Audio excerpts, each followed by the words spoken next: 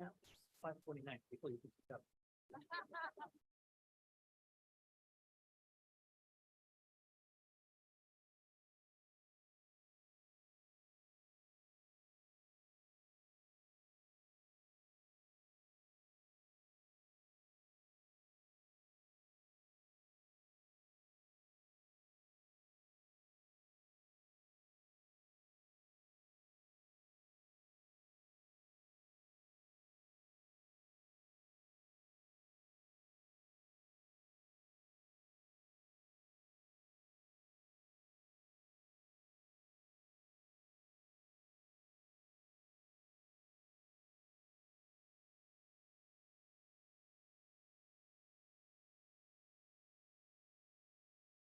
Now we can start.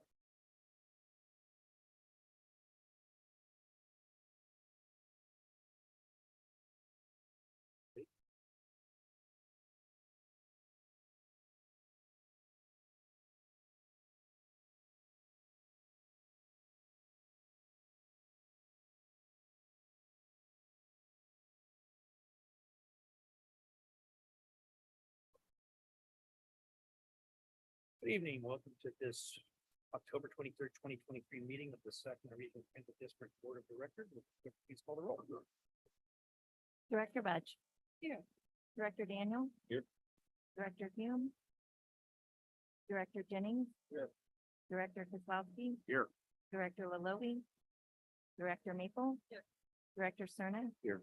Director Singh Allen. Here. Director Valenzuela. And Chair Kennedy. Here.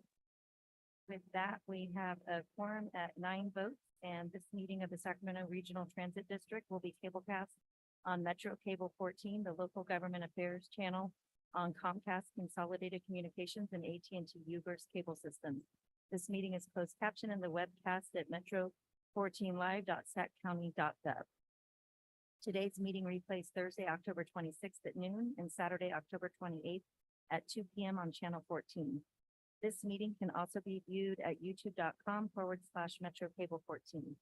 This is a hybrid meeting, meaning members of the public can participate in the meeting either in person or virtually. The meeting is being live streamed, and the slide on the screen shows the information on how to join the webinar via Zoom. You can also call into the meeting at 253-215-8782, and the webinar access code is 837-9338-8162. Members of the audience wishing to address the board should fill out a speaker card located at the rear of the room and provide it to myself or Adam. Once the item has been called, additional speaker cards will not be accepted. Individuals will have 3 minutes to address the board. The timer will chime when you have 30 seconds remaining, and then again when your time is up. If you're participating by phone, please push *9 to indicate a desire to comment. If you're joining us through Zoom, please push the raise hand button. Be sure to unmute yourself when it is your turn to speak and voluntarily state your name for the record. Thank you. Let the record show that directors Hume and Laloe are present. And please rise and join me in the Pledge of Allegiance.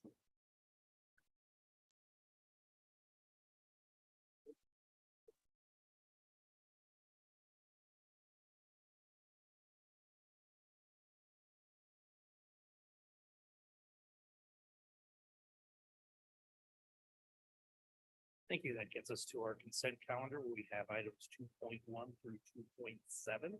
Are there any members of the board that have any questions on any item on the agenda on the consent calendar? Is there any member of the public that would like to address the board at this time on an item on the consent calendar? Move approval. Okay, we have a board consent. Move a second. Mr. Cerna? And was it Singh Allen? No, Director Budge, I believe. Director Budge? Okay. All right, all those, we don't have any one telephonic or anything. There are no comments online. I know we're all here. Okay. With that then, all those in favor, say aye. Aye. Opposed? Abstained? Next item, please.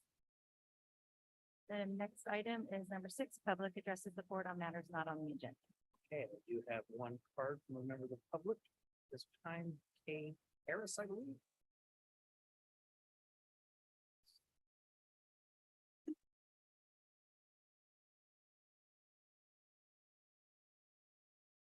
Good afternoon. I just want to take a moment and look around the room. I'm gonna start from my right and look all the way. I want to say thank you to everyone in this room. When I came here last month on September 25th, I had a couple of issues. I can excitedly say those issues have been resolved. All of them. The highs of the big. Already know that. We know that. Oh, appreciate it. I came here for those people who aren't here with issues regarding those Rios, street bus stop, number 33. The bus stop is red. Excuse me, the curb is painted red. The bus stop has been removed from the inside of the construction area. And there is no parking sign. And I can happily say that no one is parking there because of those things. Huge, huge, huge, huge.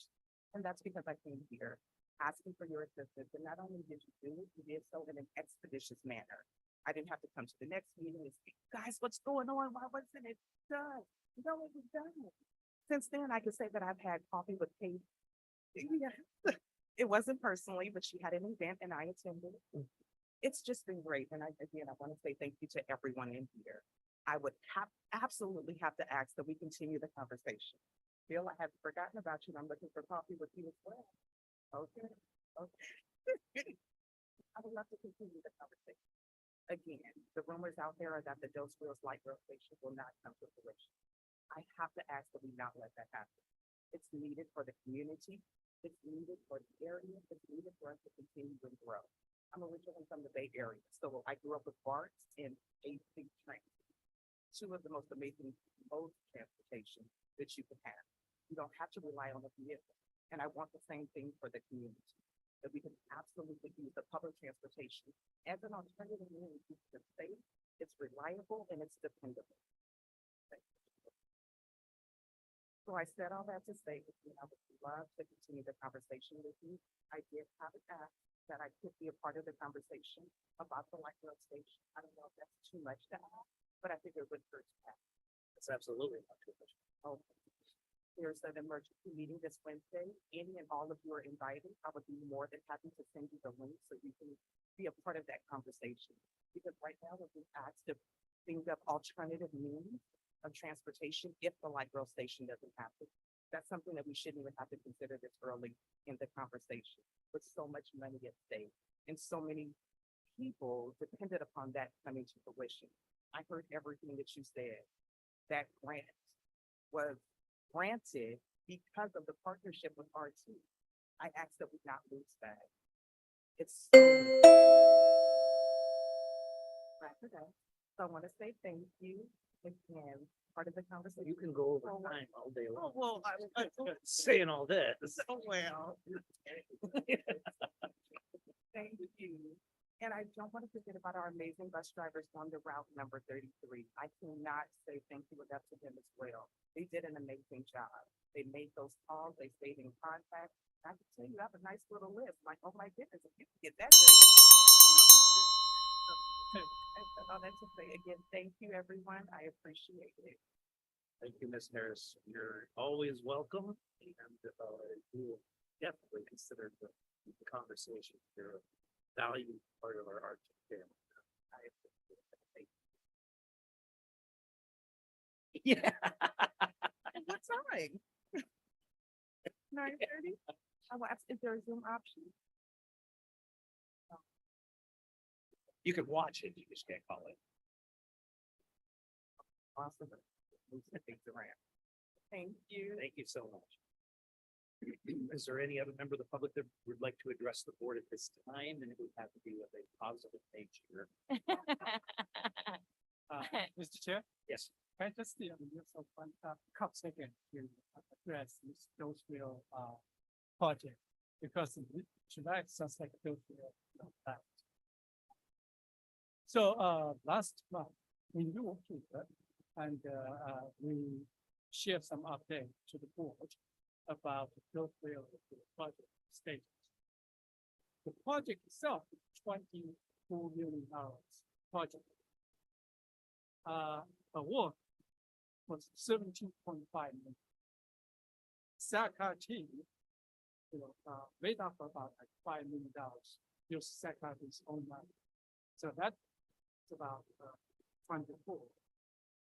Then the total project, because of 3 years delay, because of the soil contamination rate up here, we put a soil contamination issue will cost us about $3 to $5 million additional.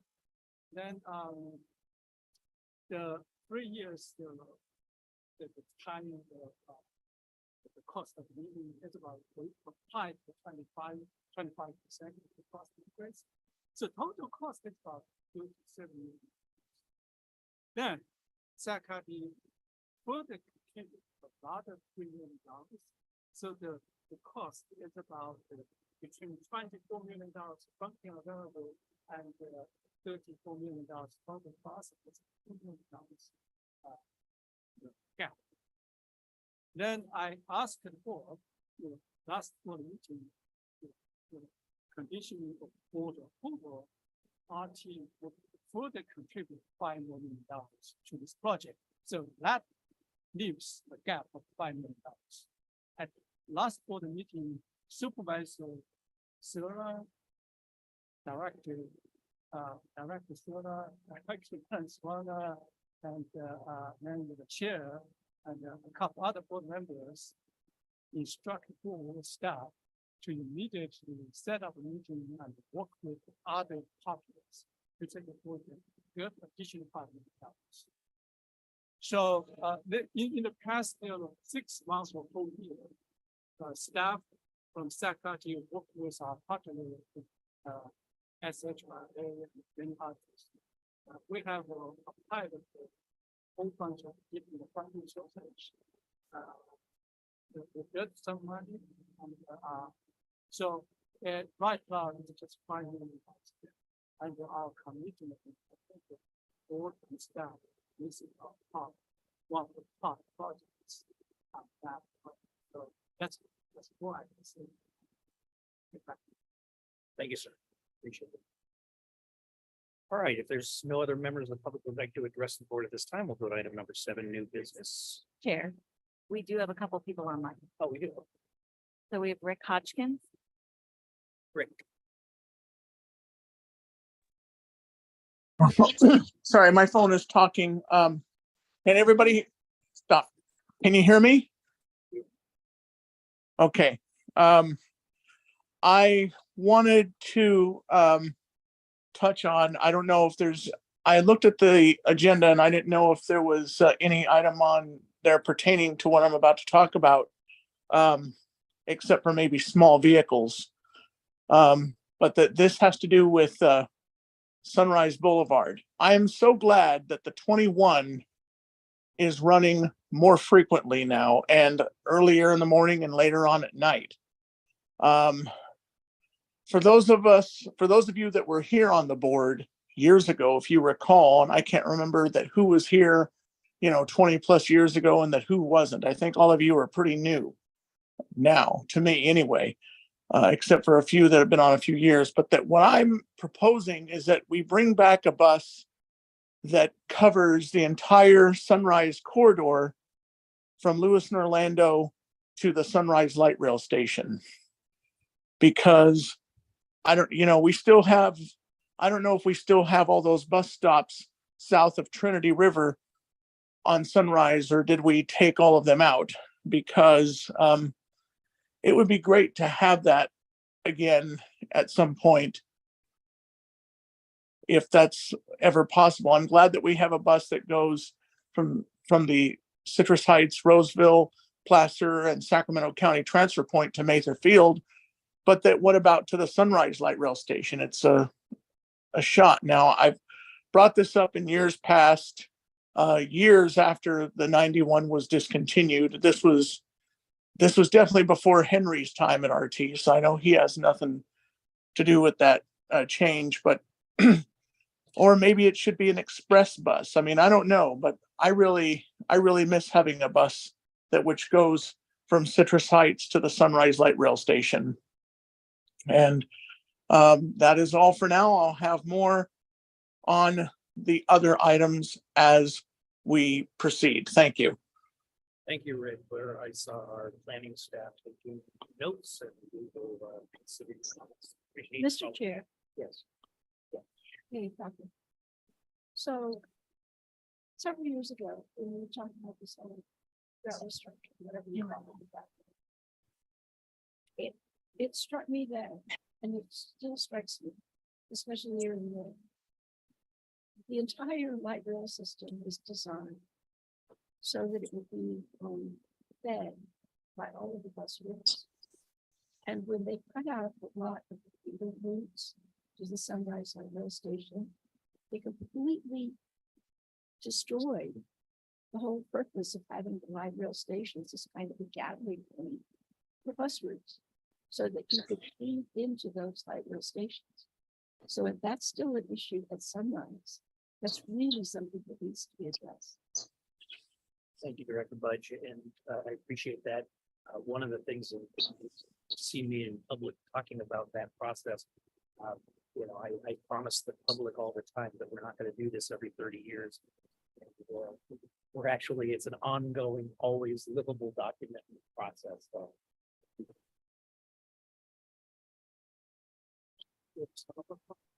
Devin Strecker has his hand up. He may be calling in about 7.1, but you want to ask him. Yep. We do have a past him. Hello, It struck me that destroys. can you hear me? Yes, we can hear you. All right, thank you so much, members of the SACRT board. I'm also just voicing my support for the Dos Rios light rail station. And I just want to make sure that you're aware that that $17 million grant, that was part of the Simple project through the Transformative Climate Communities and through the Strategic Growth Council. And the final deadline that was provided by Strategic Growth Council to submit the proposal, that was actually August 30th. And so there's no deadline extension because those have all expired. So it's a pretty dire situation, I believe, right now. SHRA has been asking for community input for alternatives to use that $17 million for other projects for the neighborhood. But the River District Board and myself as a resident of the River District, that's our highest priority, is that Dos Rios light rail station. So we don't want to lose that $17 million and use it for other projects. We really want that to go towards the Dos Rios light rail station. So I'm just urging you to make that a huge priority to try to figure out if there's any workaround to save that $17 million. At this point, they've asked for alternative solutions by December 1st. So I'm not sure that there's any way that we can, have a reliable plan submitted for the construction of that Dos Rios light rail station before December 1st. But as my understanding, that is the situation that we're in right now. So we really urge you to find some way to make that TCC funding work. That $17 million has been set aside for this project since 2018. And I would hate to see that project go away, not only for the residents of Mirasol Village, but also for the Growers District, which is proposed just blocks away with over 500 residents or 500 residential units and only 275 parking spaces. So that's just one of the proposed residential projects that's relying on the construction of this station. And so I just urge you again to support this and find a way to make this happen. Thank you. Thank you very much for your call. As you know, this is not on the agenda, so we can't go into detail, but I guarantee you that this is a hot topic for the board and for staff.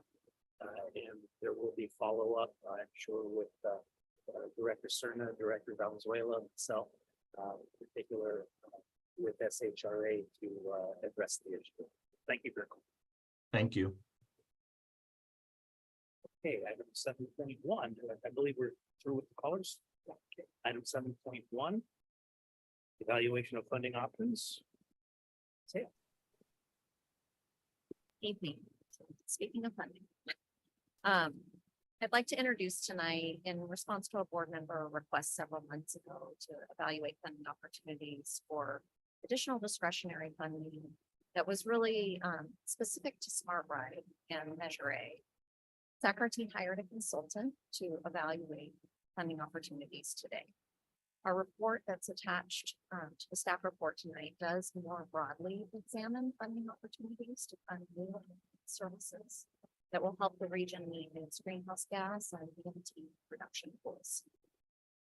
I'd like to introduce Celia McAdam of AIM Consulting to provide you with a brief presentation on its contents. And some of you may know Celia as the former director of the Western County.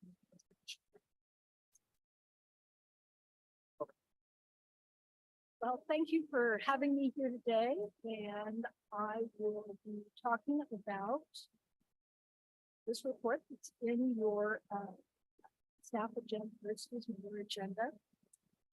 The purpose of the report is to look at locally controlled funding sources and see if there's any opportunities to jumpstart SACRT's funding for some key transportation projects, BRT, enhanced transit, safe routes to transit, and the transition to zero emission vehicles.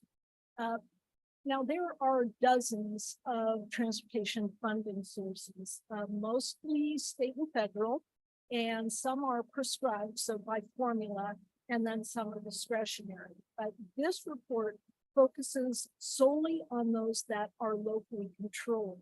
And that includes the Transportation Development Act, or TDA, which is administered by SACOG, the Regional Active Transportation Program, ATP, also administered by SACOG.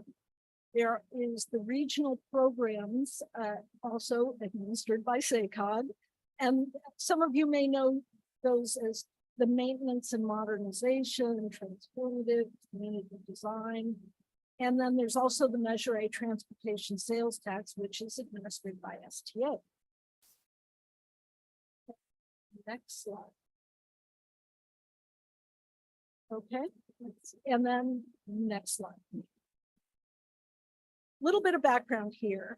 The underpinning of pretty much all transportation programs is SACOG's Metropolitan Transportation Plan, MTP, which is a long-term planning document that lays out how transportation systems are going to work with land use plans of the region's jurisdictions, and then assess the resulting air quality impacts of all that. And I'm sure most of you are pretty familiar with the MTP if you've been on your elected boards for very long.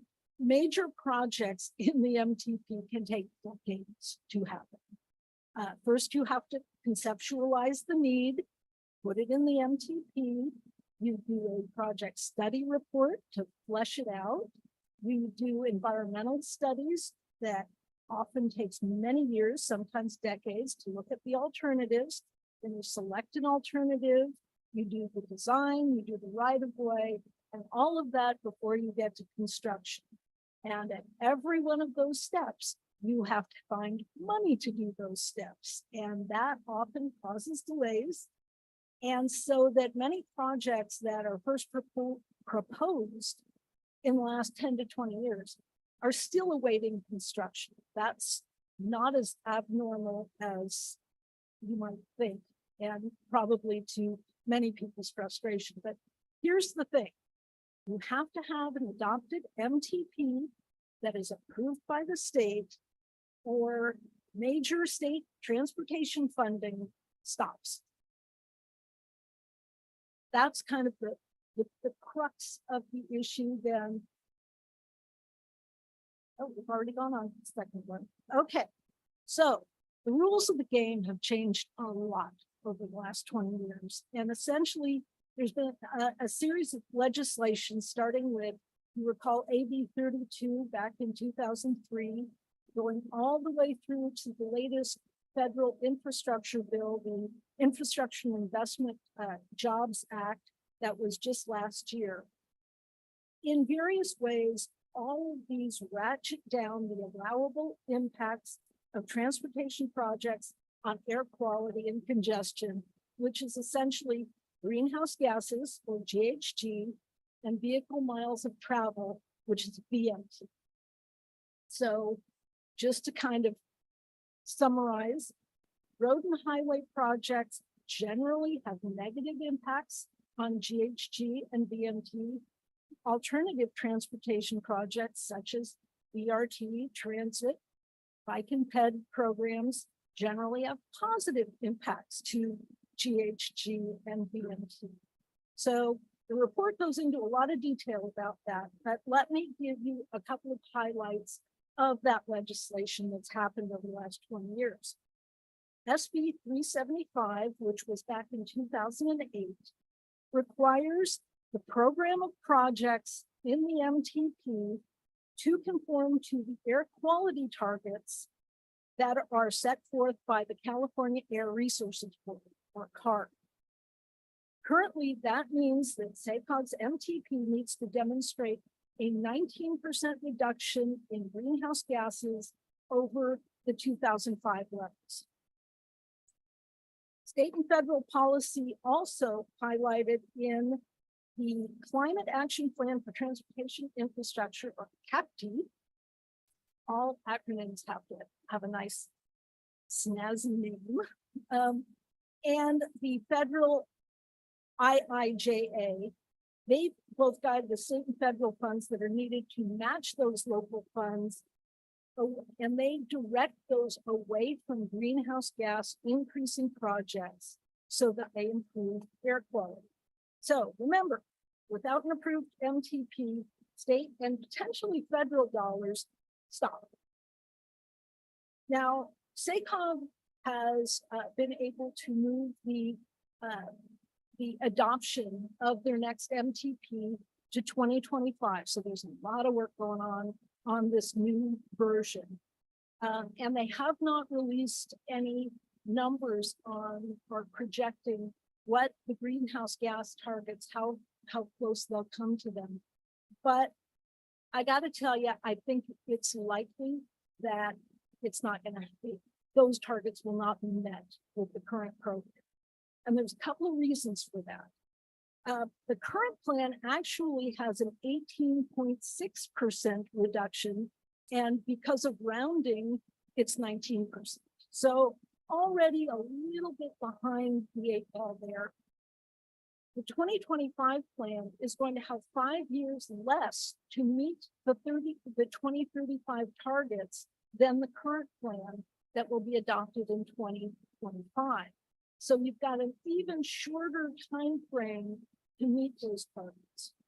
And there's also lower growth forecasts that are coming from the state that make it harder to do the kind of compact growth that is called for in the MTP assumptions to make transit and other alternative transportation more likely. So whoever is running the slides is an excellent. So this is why the region really needs to ask, under all these new rules, are all the projects in the current plans still viable?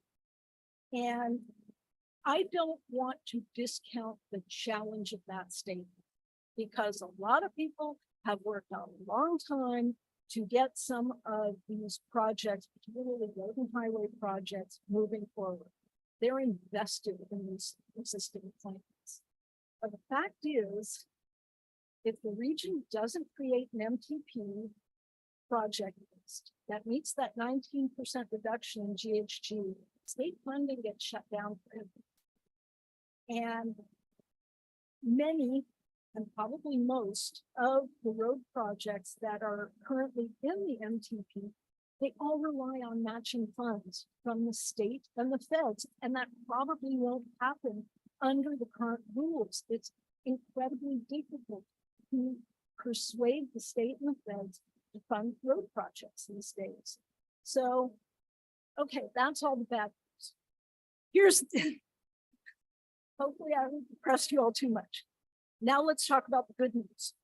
And that is that this situation creates a tremendous opportunity for our team. As a way of being able to jumpstart transit projects, particularly BRT, because it will help the region meet those GHG and BMT goals. Okay, and so this is a graphic that was from the previous proposed update of Measure A that shows how the investment in public transportation brings improvement to BMT and GHG. So this is pretty well known, but thought I'd highlight that. And then there's also economic benefits. There to jobs, to home values, to business activity, and to others. So there's a lot of positives of what RT can bring to the table in the region by expanding programs. So let's talk specifics. And that's the next one. Let's talk about where there could be locally controlled funds that could potentially go to RT projects that can help meet those goals. So I mentioned the Transportation Development Act. It's prescribed to go to transit. So the only way of really expanding that is unless your sales tax revenues are increased. Your active transportation program is targeted towards bicycle and pedestrian programs, and which are and will continue to support BRT and other transit projects. SACOG's regional program, which largely comes from an amalgamation of state and federal dollars that a lot of it comes from Senate Bill 1, which was passed in 2017, which really ramped up transportation dollars. SACOG's already incorporated a lot of those new rules about GHG and BMT into the consideration of those project awards. So it's already favoring alternative transportation projects. Then there's Measure A. The project list in Measure A was actually established in 2004 before any of this stuff started happening. There was no GHG rules or BMT rules 20 years ago. And the assumptions of the matching funds that were included affect actual deliverability and may be unlikely under those new rules, because if you're expecting the state and the feds to pony up dollars as part of those assumptions, those may not be valid anymore under the new rules. The updated projections that STA has put together show both a shortfall in the impact fee program, but also modest increases in the sales tax projections. But overall, there's less money in the program than it was envisioned when it passed back in 2004. So with all of that, can the project list, particularly the road and highway projects, still be delivered? Or is there an opportunity to reimagine some of those projects in a more GHG and BMT friendly way by including BRT and transit? So here's some ideas on how RT can move forward. First, hard conversations are going to have to happen.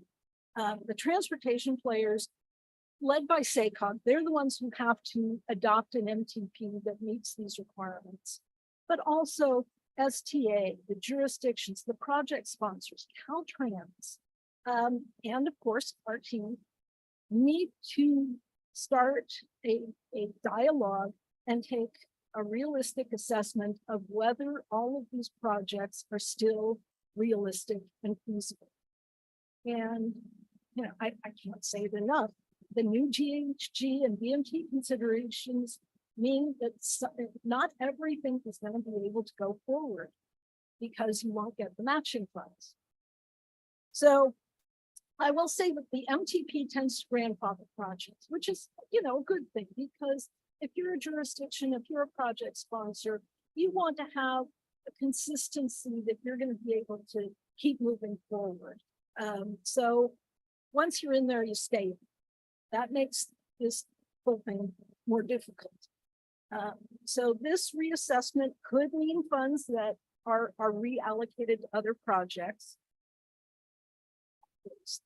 that RT can provide, like BRT and light rail and transit. So these are tough conversations, but they're going to be necessary if this region wants to move forward, literally and figuratively. So past that, there's some other opportunities. One is for transit to provide a greater mitigation for Measure A projects that might otherwise have negative impacts to GHG and VMT. That would increase the overall cost of those projects, but it could be part of the consideration of feasibility. So adding more transit options to what might otherwise be a road project might make it pan out, might attract the matching funds, might allow it to go forward. In a more technical move, it could be possible for RT to trade capital funds that are allocated to the district and work with STA to trade those for Measure A sales tax funds that are not subject to state restrictions for the use of transit funds for operations. There's also discussions going on about a new transportation sales tax that are ongoing on at STA, and of course, SAC-RT needs to continue to be at the table, ensuring transit is not only well represented in the project list, but making sure there's enough flexibility in that project list so that projects are feasible in a changing landscape. And then in a longer term view, RT can continue to pursue the idea of property-based assessment for transit operations and new development. But finally, I want to leave you with this idea. You look at the representation in all of these boards, RT, SACOG, city councils, board of supervisors, STA, there's a lot of crossover. I'm going to say a lot of you are on multiple boards. And so the more direct and consistent communication there is amongst the leadership of all of these groups, the more likely you're going to find a consensus to build, to move forward and be able to address the region's transportation needs in a balanced way that still meets these requirements. Because the worst thing that could happen is it all shuts down. Nobody wants that, and there is a way through that. The conversation needs to start happening, and RT has a lot to offer in the way of solutions. So with that, again, all covered in the report, and I'm happy to answer any questions. Thank you very much. I'm not sure if you're aware, but next month we're having first ever joint meeting of the SACOG board, the RT board, the Air District board, and SWIC. That is so good to hear. Kind of fits with your. Ending. I was not aware of that, but I'm thrilled to hear it. Thank you. Is there any questions from the board? Yes. Well, thank you for that. As the policy nerd who I think asked for the question that led to this report, let me say I would keep learning that valuable lesson that when you ask RT staff for something, they like go way beyond your expectations. So I really want to thank everybody for this report, and honestly, thank you for that. I hope we recorded that presentation because that was honestly the most clear and succinct explanation of where we're at, where we're going that I've heard. And I know a lot of my constituents might benefit from that. But it does sound like, I mean, STA won't technically be at this joint meeting. And so I guess it's one of those questions of, do we include officially, because I mean, obviously some of us sit on the FTA board as well, but like, do we officially notice that FTA is a part of this joint meeting as well? Because it does sound like, as you put very well, that we have some conversations we need to have about assessing these projects, looking at this list that's now pretty old and saying, you know, that some of these things still make sense, especially as we're looking at not just things like the Dos Rios light rail project, which is critically important and has a funding gap. But when we look at it, we all just cut back the smart ride zone pretty considerably across our county. And it's like, gosh, these are the sort of questions that we're having to grapple with now that RT is, as you put it, like getting less revenue than we had hoped that we would when this measure was originally envisioned. So I just want to thank you for that. And then to raise the question, I guess, to staff and the chair, we should officially notice FTA as a part of this so that we can have that conversation with the, I mean, I don't know if it would require any additional since the guys, the appreciation will be different, but curious if we could move that as part of our November ninth discussion officially. I will have that discussion with those staff.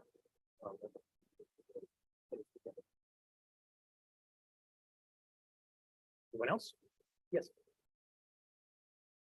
So when you talk about the projects in the list of projects in the 2004 Measure A, is somebody putting together a list of projects that might be considered not viable or realistic at this point? Not to my knowledge. I could tell you as a longtime transportation professional, I could look at it and give you my off the cuff ideas, but there is no official assessment that I'm aware. It just seems kind of funny that some of the rumbling that's coming out of SACOG is against projects that originated in SACOG. And I just wondered if what's making the list. Thank you. The others? Yes. Just a quick comment. Thank you for the presentation. Very helpful. I would just want staff to continue to meet with STA and SACOG. I think it's critical. To Director Budge's point, what this list looks like is very important with these lists. And I think there will be different opinions from the different agencies, but the more we can get to common ground and having those conversations, really at the staff level, I hope that there's ongoing conversations so that we can build consensus as we move forward. That is critical. And I want to acknowledge that this letter from these various other stakeholders, great to have it. That we're having ongoing dialogue with various stakeholders, that is important, but I definitely don't want to leave out STA and SACOG. I think amongst all of us, we're on all of them. So, we have many competing interests, but really we need to get to consensus as it relates to our specific needs for our city, which may not be the same, obviously, across the board. But we want to make sure that, we always keep that mind of equity as well, so that we can do this in a fair manner. But thank you for that very helpful presentation. The others? All right, are there any members of the public who'd like to address the board on this? I do have one card from Kevin Hughes. Welcome. Thank you. Kevin Busey, Executive Director of Sacramento Transportation Authority. I want to thank Celia. A good time working with her. A couple things I want to just point out real quick. The report doesn't discuss SB 125. SB 125 is going to provide about 160 million in new capital and operating funds for transit. And that's a huge infusion of dollars for SAC-RT. We can really consider. That's one item. The second item is I think that Celia makes a good point about there are opportunities to pair transit with some of the other projects, get a more competitive project, more funding. Stockton Boulevard BRT was one of those projects that we identify. The challenge with that is that's a good approach to get capital dollars, but you need the operating dollars. So the operating dollar, only real best source for operating dollars is going to be measure in my mind. So you can get it built, but you won't be able to operate it. So that's really important. So, but yeah, can love to work with SAC-RT staff on some of these concepts to see what come out of this. Thanks very much. Thank you. Any questions of Kevin while he's there? Okay, thank you very much. Is there any other member of the public that would like to address the board on this item this time? I have one written comment and there's Rick Hutchins has his hand up. Let's go with Rick. Rick, Hello, can you hear me? we can hear you. Okay. All right.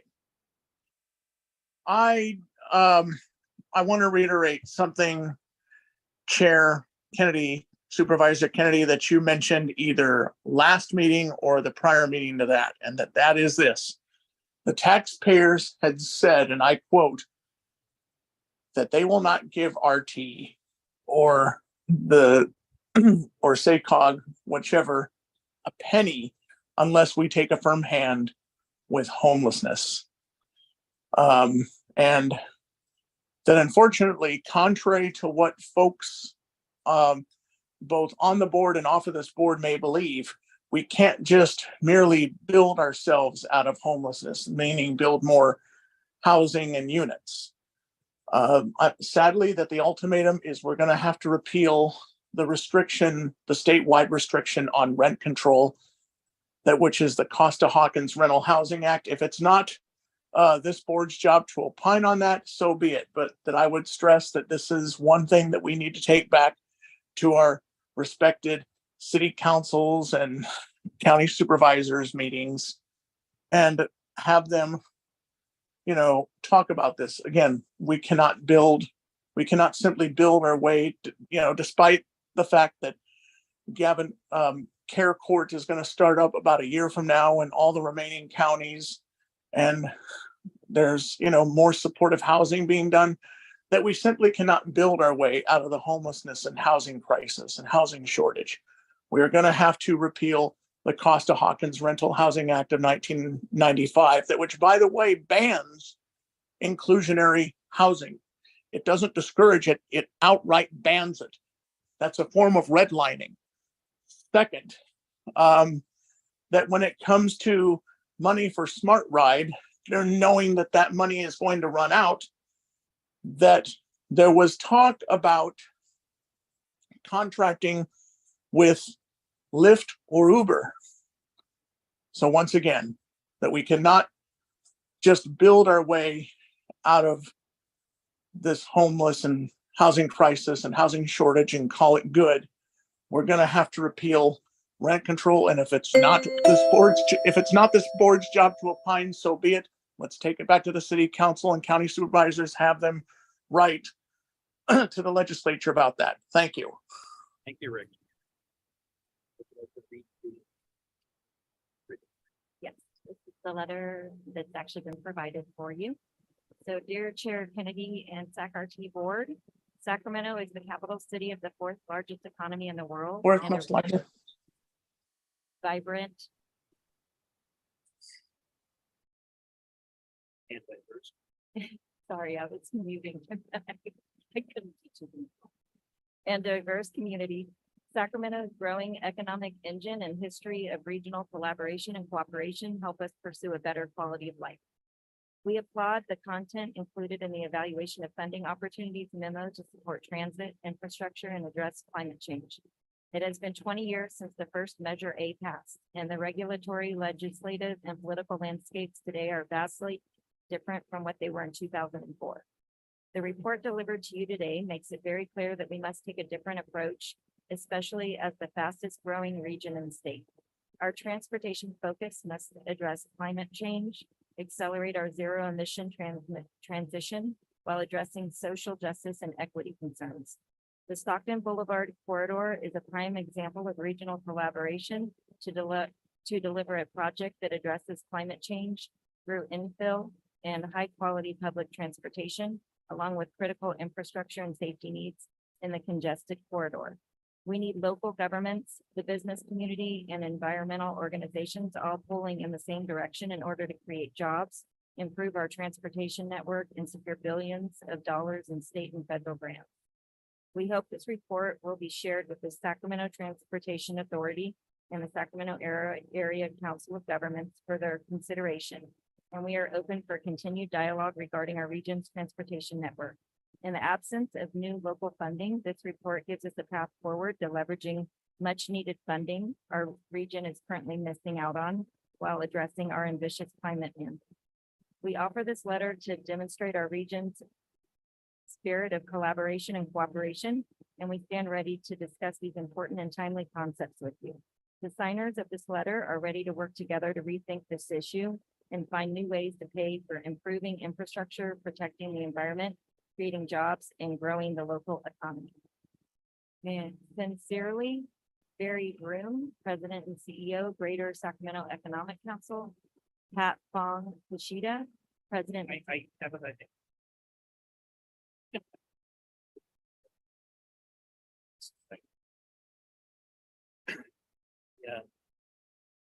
questions, comments? No, that takes us. I have one quick one, Yes, sir. sir. It would be interesting, and I'm not asking for this, but it would be interesting to have an honest evaluation of what the cost of meeting the CARB targets is in dollars per metric ton of carbon reduction. Because as you stated in your report, which is on target, there's probably better bang for your buck by doing public transportation, but that assumes that people are moving on it. And there's probably some realizations of the changes in our electric infrastructure that aren't being considered, the changes to fleets that aren't being considered, and just generally having a metric that would let us evaluate the highest and best use of the dollars that are available, rather than assuming that changing the project mix was You sound like they say comments.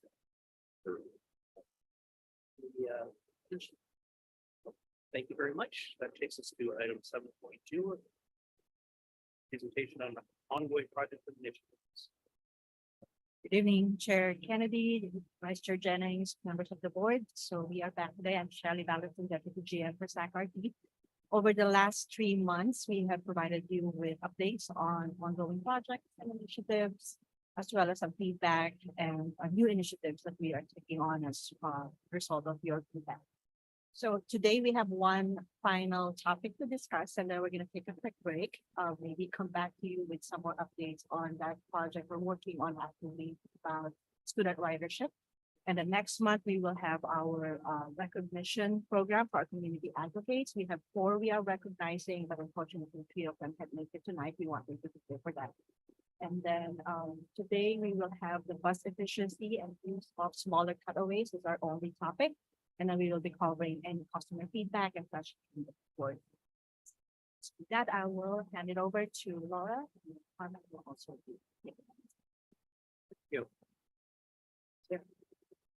Actually. Good evening. Okay, tonight we would like to share the results of the staff analysis developed in response to an inquiry about using smaller vehicles on fixed route transit services that are traditionally operated with standard 40-foot buses to potentially save money on routes with lower ridership. As you see on this slide, we evaluated 15 or more different elements of the fleet and staffing composition with very heavy focus on equipment and operator efficiency. With ridership having decreased significantly from the pandemic, this is an important question to ask. However, the results might be less. Here's a quick visual of our very diverse fleet. We have approximately 630 total vehicles in our fleet today. It is comprised of 200 small vehicles, 250 large vehicles, and 180 non-revenue support vehicles.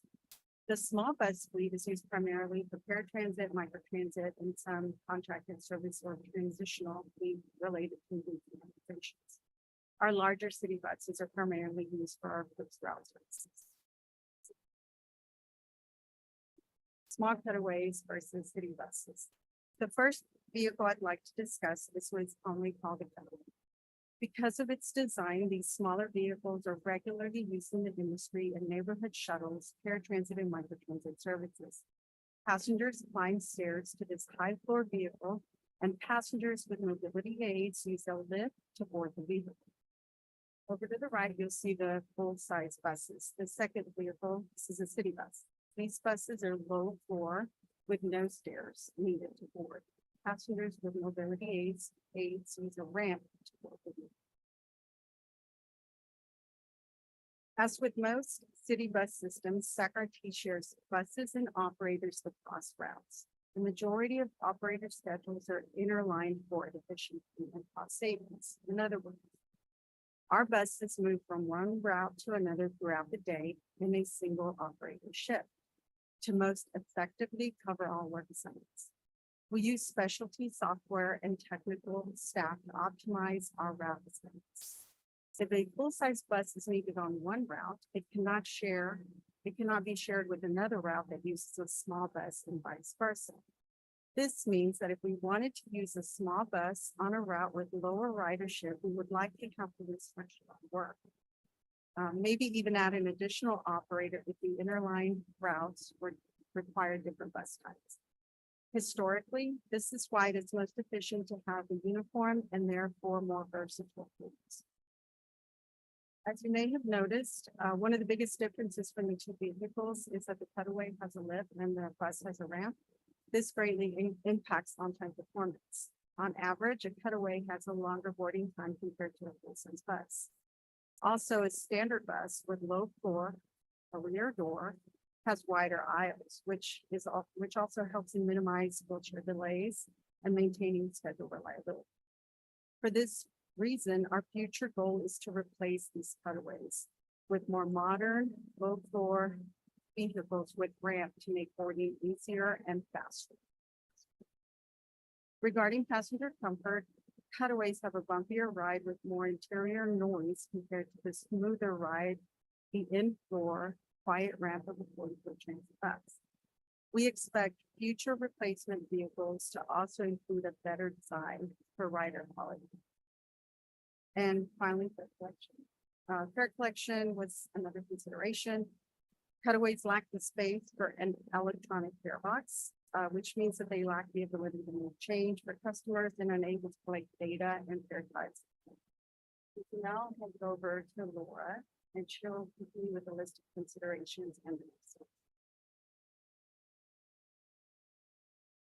So as Carmen has illustrated with a number of specifics about efficiency and passenger comfort, our current small bus fleet is not ideally suited for fixed route without vehicle configuration. The most compelling case for using Cutaways on fixed route appears to be that lower capital cost. However, the cost of operation of the small bus fleet is actually higher in a couple of key areas. Our cost per mile for fuel is currently lower for the large bus fleet, primarily due to the price of CNG. The cost per mile for the large bus fleet is 98 cents versus $1.25 per mile. Due to economies of scale, the cost per hour is also lower for the large bus fleet. Therefore, we see that we would not realize the cost savings that might be expected by replacing large buses with smaller buses on certain routes at this point in time. We do look closely at trip level ridership as well. It's important to note that some routes do have lower ridership during certain times of the day. But if we have a peak trip, even one trip with high ridership, such as a trip that's collecting students from school, that would require a full-size bus on that route. So that's something we want to look closely at, that trip level ridership before we consider switching to a smaller bus. We do run a few neighborhood routes today with small Cutaways out of our community bus division. That includes the Route 33 Dos Rios shuttle and the Rancho Cordova, which includes 3 neighborhood-related routes. This type of neighborhood service is a good candidate for a small circulator bus. All that said, most transit agencies' experience has shown that standard low floor 40-foot buses tend to be optimal for meeting capacity, for on-time performance, for durability, and for operational flexibility on fixed routes. Another important issue to consider is our mandated transition to zero emission vehicles. It's clear that our fleet composition is going to be changing and that more vehicles will be available on market. We know that there will be low floor and zero emission vehicles that might be more readily available. So here's a quick summary of the factors that were considered. The vast majority are currently favoring 40-foot bus for operation. So you may be thinking, what does that mean as far as next steps? Where do we go now? So a slide. So we're scheduled to start another comprehensive operational analysis, as was discussed a little bit earlier, of all of our services. That will be next year. That will be similar to our SACRT forward effort. We're in the process of designating funding to complete that effort right now. It will also address medium-term and long-term needs for our network. It's going to essentially combine a COA or a route optimization with a short-range transit. Within that COA, we'll look at efficiency and ridership of all routes, including fixed route, microtransit, and other neighborhood services. Fixed routes that do not have heavy loads for any trips may not meet our service standards for mass transit, and we might need to consider alternatives. Maybe they need to be served with microtransit or a different type of service. That said, our most recent ridership data shows that our bus ridership has attained over 90% of pre-pandemic levels. And as I said before, we expect with the call for more zero emission public transit vehicles that the market for various types of vehicles will only expand. Picture on the screen is actually an autonomous vehicle, which is currently not usable on a road network for various reasons. But this gives you an idea of what a small low floor bus might look like. As we evaluate our bus network, we're going to be looking for any opportunities to use more neighborhood friendly small vehicles and evaluating the optimal service delivery for ridership generating. So that concludes our presentation. Questions? Yes. Thank you, Chair. Just a quick question on the table where we're comparing the two types of vehicles. It's a different table than what was included in the slide deck. Right?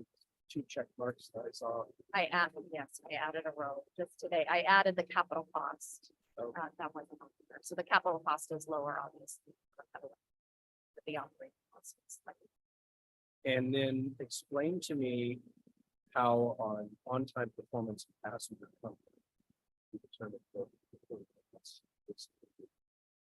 Yeah, so a couple of items that Carmen mentioned in her portion of the presentation, that included the loading time primarily for the lift versus the regular. So if we're deploying that lift out in service regularly, that cycle time can be up to 8 minutes to get a passenger using the mobility aid on board, secured and moving on, versus the ramp that was about 3 minutes. So as we potentially move to vehicles like the little blue one that was shown, that might equalize some of those. And similar issue on passenger comfort, that lift when it comes into the vehicle, it's a bit loud as you're moving down the road. It creates more interior noise. The low floor bus is Thank you.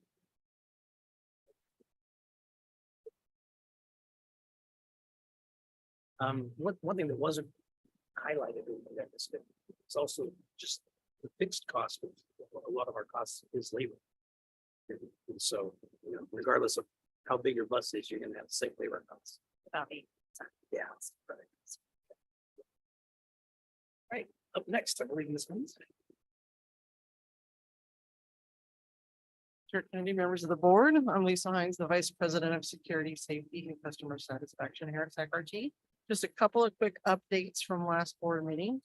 To capture what happened at 2211 6th Avenue, Mr. Belain reported some issues with homelessness near his sound wall, and he has a renter in that house, and some homeless people have moved close by. So anyhow, we sent our social worker out. We resolved the issue, cleaned up the trash, posted signs. So that was a quick response. The next was a complaint about trash on light rail trains. So I did a little investigation and determined, of course, our trains are serviced over the evening hours, but also between the hours of 8 AM and 2 PM. We have additional cleaning services that different folks jump on the trains and clean them. So I wanted to know how severe this problem was. So I looked at the customer service complaints, and we had 2 complaints about train and cleanliness in August, 2 in September, and 5 in October. So I feel that we could just monitor this at this time, and our practices are working appropriately. Per Director Cerna's request, our planning team had an initial meeting with Metro Airport regarding the possibility of providing some transportation services to the group. The coordinator TDM will provide us more information on shift times and other needs. And so it's a work in progress. We'll report back on that as it evolves. And last but not least, the moving of the hours for future board meetings that Director Daniels had requested. Staff has identified a time through Tabitha's survey that might work for board members, and we will discuss the specifics with at the next board. Questions? That's our second informational item, which takes us to item number 8, which is a brief general manager. Chair Kennedy, Okay. I do have one written public comment for 7.2. Okay. So this is from Glenn Mandelkern. I'm intrigued by SAC-RT being financially prudent by switching some fixed routes from full-size to small buses. It's exciting to cut costs without cutting service. Nevertheless, I'm concerned about potential confusion and loss of ridership, given episodes from a route no longer with us, Route 95. When SAC-RT decides to put small buses on routes served by large, it is imperative to inform riders. If they don't see large buses anymore, they may think routes were discontinued. I cite instances when 95 was alive. I've had conversations with some who frequent Citrus Heights stops served by 1, 21, 23, and 95. Route 95 used small vehicles like number 1605 of Smart Ride. Riders expected a large bus for 95 like 1, 21, and 23. They didn't know to look for smaller ones, thought 95 wasn't coming and gave up on it. Ironically, tonight I'm attending the Citrus Heights Neighborhood Area 10 meeting held where SAC-RT Senior Community Relations Officer Greg Fishman recently presented. Our community center used to be served by Route 95. I keep hoping you'll restore 95. Making transfers for common destinations across Citrus Heights can be tricky, whereas 95 is efficient and effective. Repeated interactions lead me to believe one causes of 95's low usage was riders not looking for small vehicles. So please let users know in advance when, where, how, and why these physical changes will take place. Yes, use text and photos explaining and showing what to look for. These can appear in your publications from online to newsletters and future community relation officer presentation. Thank you very much. We will, your comments will be taken into consideration by staff this week. Anything else? That's it. Okay. Mr. Lee. Okay, you want to pray? So I will pray. Earlier, Yes, sir. Laura said, we have a plan to extend the class to cover, which is truly wonderful. However, October may be better because this month, Discovery Park hosted 2 of the largest music festivals in the country, Aftershock and the Golden Sky Music Festival. So we experienced 51% increase in ridership over the event last year, carried for the Aftershock, carried over 10,000 more trips, shuttle service and 1,000 more on time side. And for the Golden Sky Country Music Concert, we had about 20% increase in ridership over the last year. So October's number will be even better. By the way, I didn't see you backstage at that. You can see how many people there. Okay, next slide. Just want everybody to know the University 65th bus stops will temporarily relocate to the Power Inn because of the aging, very bad. However, Power Inn station, it's just like one station. Where we'll have done lots of promotion. And certainly we apologize for it. But the safety for riders and employees. Then next slide. Okay. We're very good on the reason we were able to maintain almost 100% of service in COVID time. When other peer agencies only maintain 80% and 70%, because we did a lot of in-person hiring events. We interview, we put computers there for people to apply on spot, because applying for the job is a something. And we interviewed them and we give them on spot also additional. And we had 2 events.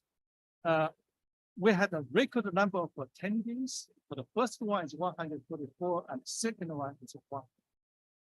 Just want to really thank council member neighbors and then South Sacramento doing job there, and which were in our Florida Library Station, October 11th, and well, that's the. We provide free rides to the roughly 500 free rides and over 40 windows. It's in here, there's numerous tremendous sheer opportunities. Then the next one. Next one. Okay. This is truly a wonderful event. You can say this is a senior center, and we hosted 2 SACRT Go Paratransit open house this month, and between the virtual open house and the in-person event at the Panel Center, we had close to 100 seniors. And I really want to thank Director Francis Rana for introducing us to the Lowe's and Newtons group. They are a group of Spanish-speaking seniors, and we spoke in Spanish at our staff. And they gathered at the Park Senior Center every Wednesday. We took opportunity to speak with them. They are extremely interested in SACRT service and appreciate our bilingual presentation, and also multiple several dozens of seniors build applications. They send us a wonderful thank you. That the last sentence of that letter, we believe that lives will be changed as they become more independent and less isolated. That's the goal for all of us, and certainly everyone who members who has always told us how we can change the lives for better. So to conclude my remarks, I would like to first thank Bus Rapid Transit, Stockton Boulevard, then ask our General Counsel, Walker Sancho Oja, to present our plan for retaining super senior lifetime tax. With that, Imagine a transportation system that combines the speed of light rail with the flexibility of buses. Bus Rapid Transit, or BRT, brings this vision to life. Dedicated bus lines with traffic signal priority and fewer stops whisk passengers along busy corridors, bypassing traffic congestion and offering faster and more reliable travel times. But what does Bus Rapid Transit mean for Sacramento? The benefits would be nothing short of extraordinary. To build the future, we must first know the past. Stockton Boulevard, about over 100 years ago, was the old Freeway 99, right? So once that was in 61, they built a new freeway. But unfortunately, traffic is still up and down Stockton Boulevard. Folks think it's still the old Highway 99. So I think that if we have our Stockton Boulevard street plan in place, the SAC-RT Rapid Transit, I think it's going to be a game changer. This aging corridor is prime for reinvestment and at a major tipping point with the Aggie Square development on the horizon. Plus, over 1,000 housing units that are currently planned for the corridor, helping to breathe new life back into the area. In 2019, SAC-RT completed a high-capacity bus service study, laying the groundwork for our visionary Bus Rapid Transit System network on some of Sacramento's busiest corridors.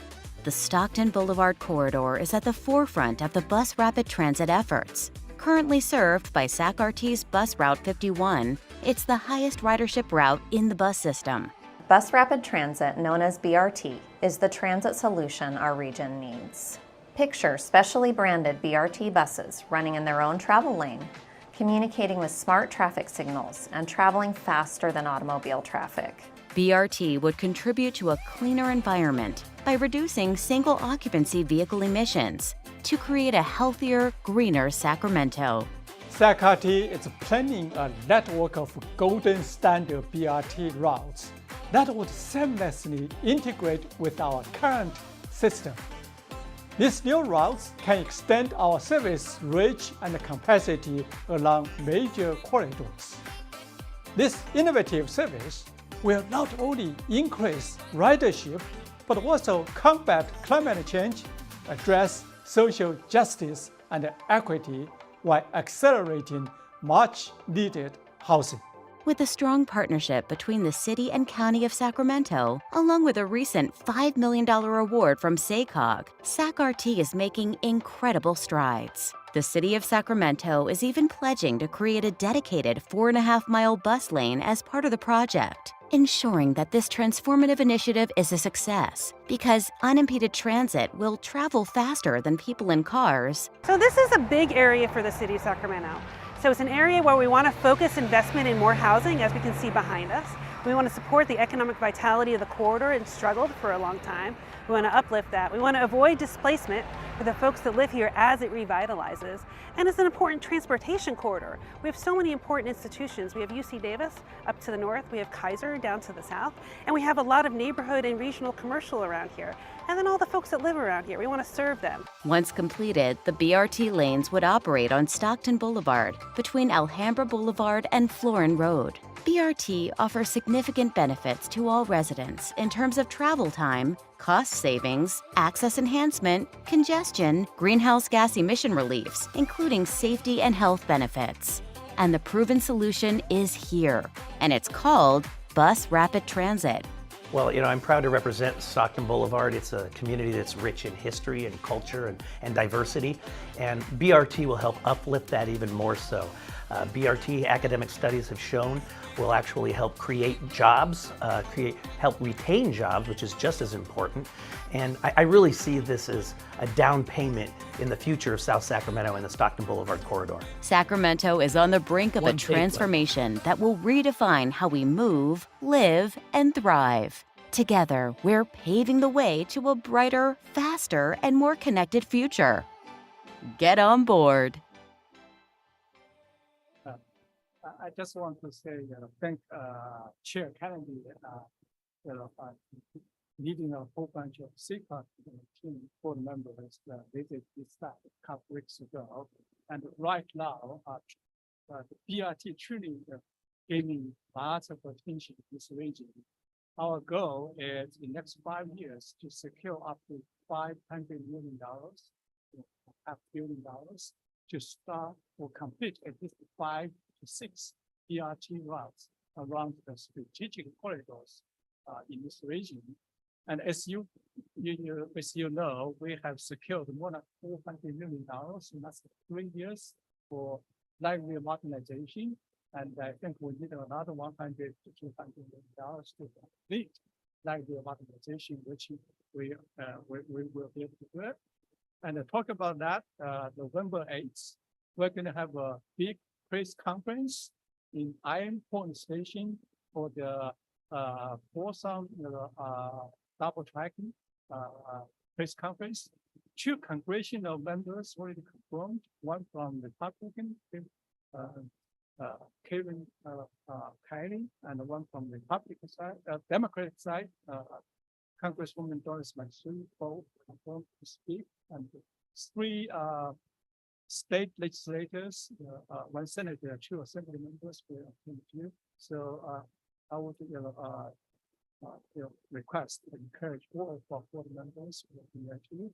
I think we're going to send an invitation to Parish already. That means that Kyle has to. Yep. Oh, actually, I just had a quick comment. I wanted to just say really quickly that the responsiveness and the customer service of the staff here at SACRT is just unmatched. And as was mentioned earlier, I said on many words, not disparaging any of the others, but I'm just really impressed with the level of service and mainly on one of the events at our South Sacramento Youth Job Fair had over 500 people attend. It was beyond our expectations, and just really thank staff for working with us to make that happen. And then also, the Smart Forum that took place at my district with the Colonial Theater was wonderful, and I think it really helped the community see the vision, the Thanksgiving partnership, always with the community. Thank you.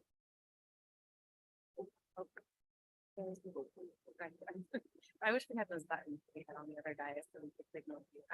Thank you for the update. I just wanted to briefly on most of the need votes because I do want to thank Chris and the entire team for walking into the Heart Center with me and saying, hey, let's meet with these folks. And what's important is that it wasn't just that they speak Spanish, it's that a lot of folks who don't speak English as their first language don't read at the level in their language that they need to understand the application for fair transit. And so really helping them figure that out was really important. And they want to be a pilot, and they've said that to me many times for all the communities in Sacramento who don't speak English. Our team also does travel training. So that's next on our list is we're actually going to get on the buses with the seniors and show them how, and a field trip to the training in both Sacramento. First place they were. So just want to recommend to my board, fellow board members, if you have groups like that you're looking out for or know of, our two staff is really just went above and beyond in the outreach that they did to that group. It's really exciting. So and you're welcome to join us at the training. We're making time to go. So I think it'll be really fun. Great, thank you. Anyone else before we move on? Good evening. Can you guys hear me? Yes. Okay. Good evening, Chair Kennedy, directors and members of the public. At SACRT September 25th board meeting, Chair Kennedy directed staff to return with a report on SACRT's lifetime pass and recommendations for bringing that pass back. So a little history on that pass.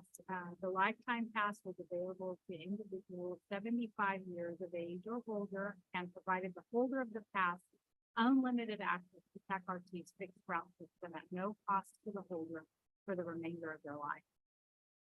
On June 22nd of 2009, the board of directors eliminated the lifetime pass for future applicants. Individuals who had the lifetime pass at that time were allowed to retain the pass and continue to use it for the remainder of their life. However, no new cards were being issued after the board's action.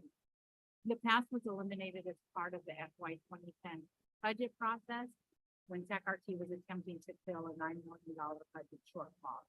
At the time the pass was eliminated, approximately 700,000 passenger trips on fixed route were from passengers 75 years of age or older.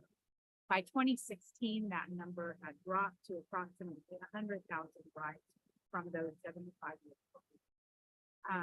In 2017, while considering reintroducing the pass on a limited basis, the legal department reviewed Public Utility Code Section 99155B and its impact on the cost of the lifetime pass. Pursuant to that section of the Public Utilities Code, any discount provided to seniors must also be provided to individuals with a qualifying disability, making the return of the lifetime pass cost prohibitive.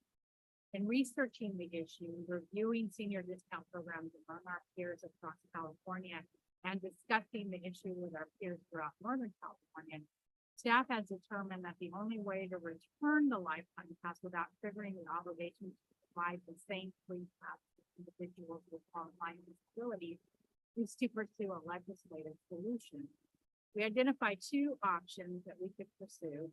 The first would be to do a carve out in 99155B to add language that would authorize all transit agencies to provide a super senior discount without triggering the requirement to offer the same discount to individuals with a qualifying disability. Alternatively, SACRT could pursue a SACRT specific carve out in our enabling act that would authorize the board to adopt a super senior discount for seniors above a certain age without triggering the obligation in 99155B. I reached out to our peers throughout Northern California to determine if anyone else had an interest in adopting a free pass for senior program or a super senior discount.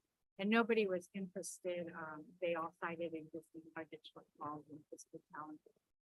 So based on that, staff believes that pursuing a SACRT specific carve out would be the better option.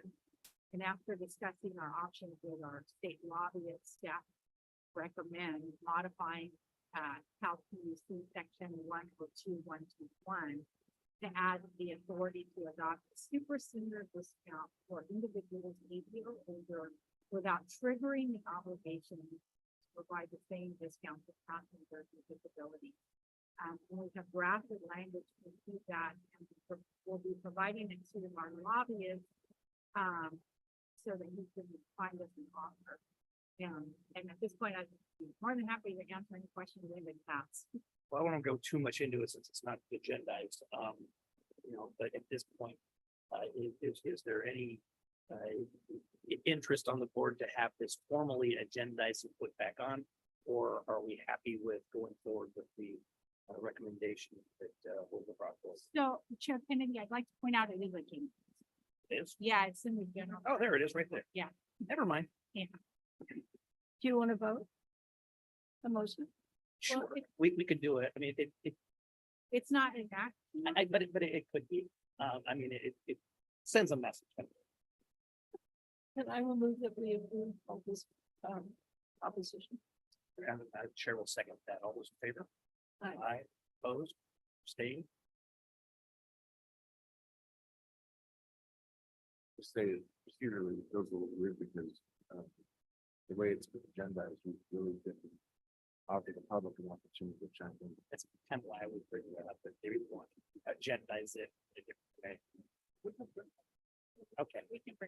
Thank you very much, sir. I also do have some public comment on for 8.1. Okay. Is it written comment? I have one written from Barbara Stanton, and I have Rick Hodgkins and Jeffrey Tardigia with their hands up. Okay, I'm gonna do something crazy here. Let's not read out word for word all of the written comments because they're part of the record once they receive them and the board sees them. Yeah, I thank you. I was just gonna chime in with that, and I would just say, unless the writer of the correspondence says, please read into the record, that's kind of the standard we use for a supervisor, and that's rare. So I would offer that maybe be stated. We do the same thing. Okay, just email it to you ahead of time then? Yes. Yeah. And it's usually provided in the back of the public to review. Okay. I can do that. Do you want me to read Barbara's? It's short. Nope. No? Nope. Okay. And Sorry, Barbara. We still love you. Rick Hodgkins has his hand up. And so does Jeffrey Tardigia. Are you ready for them? Yes. Okay. Rick. Yes. Okay. My hand has been passed over twice on the items presented by Laura Ham and Lisa Hines, and also the general manager's report. By the way, great general manager's report. In terms of providing a discount to the seniors, I'm all for that. There could be a reason why there is an obligation to provide the same discount to people with qualifying disabilities. Back when we had people like Rosemary Covington and Dee Brookshire working for RT, they eliminated that because they thought it was a waste, even though the lifetime pass was kept in place until, as was mentioned, 2009, ordered by then Governor Schwarzenegger, because the state did not want to, at the time, did not want to fund transit anymore. As far as the improvement of buses and vehicles and facilities go, I cannot stress enough that we need to have, I'm glad that we're starting to have public service announcements in the facilities for security reasons, but to let those without any smartphones that who are blind know when the next train is coming and where it's headed and when, so that they know how to, so that they can be ready and get on board. And the third thing is about bus rapid transit. This goes back to the comment I made back on public comment items otherwise not on the agenda. Councilmember Budge, Director Budge, thank you for further validating what I said about buses feeding into light rail stations. If we're going to have small ride, I'm curious about whether or not the bus routes that which use smaller cutaway buses, do those buses feed into light rail stations or do they not? If they don't, then there's no need to, I don't have anything to complain or gripe about there. But that when it comes to buses that which do feed into light rail station, regardless of what they are, let's have it run as often as light rail, and that's where BRT would help on the old 91 line. Thank you. Thank you. Start again. Jeffrey, start again. Can you hear me? We can hear you. The clock is ticking.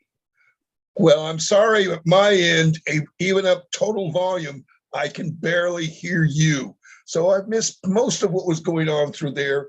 And like Rick, I had my hand up much earlier than this, but it doesn't get noticed. I'm sorry I wasn't there. I fell asleep. I'm going to go back, and my initial comment I'm going to ask and direct is related to the 65th Street location, what the general manager filled in on. Three things I want to ask is the 82 and the 87 still going into Sac State before it makes this accommodation down to Power Inn? And have you addressed Amador's bus stop within the 65th light rail station? And is it still the south area available so people that wish to go deliver their SMUD bill can arrive at the station and go over and pay their SMUD bill in physical? And or are you load posting via sandwich boards the alternate location of how from 59th Street you would get to the SMUD location? Those are three questions that I have not heard in anything and seen in any way being taken care of, as well as the businesses there being affected for how long you anticipate related to 65th's construction efforts. That is the first question I have for you. The second one I'm going to direct at you is related to the intention on the 51 route of putting the maximized rapid bus service. I have asked the question before because there is many disabled people on that route, and you have only been able to figure a way of accommodating 2 people on this new system. Is there more space to accommodate more electric wheelchairs than simply 2 devices? And I bring that again question up because by 2030, when this is projected to be in production, it is estimated that California will have more than 10 million senior citizens involved. Don't know what that translates is disability-wise, but it suggests that you are going to have a large effort and community there that you need to direct. And so far, neither service is provided for that region area. Better transportation for the disability community. And with that, I will stop and see if there's any answers that come, or have those things been figured out related to 65th Street and answered thereby. Thank you. Thank you very much. Staff will follow up with you, and I'm glad you're well rested. I believe that finishes item number 8. Which takes us to number 9. Is there any director that would like to add anything to the record on number 9? Mr. Chair. For Rick's perspective, for Rick's benefit, the quarter van was designed so that it originates at the Centerville station, runs routes, and always goes back to the Centerville station. Clever name too. Anyone else? All right. With that, we're adjourned.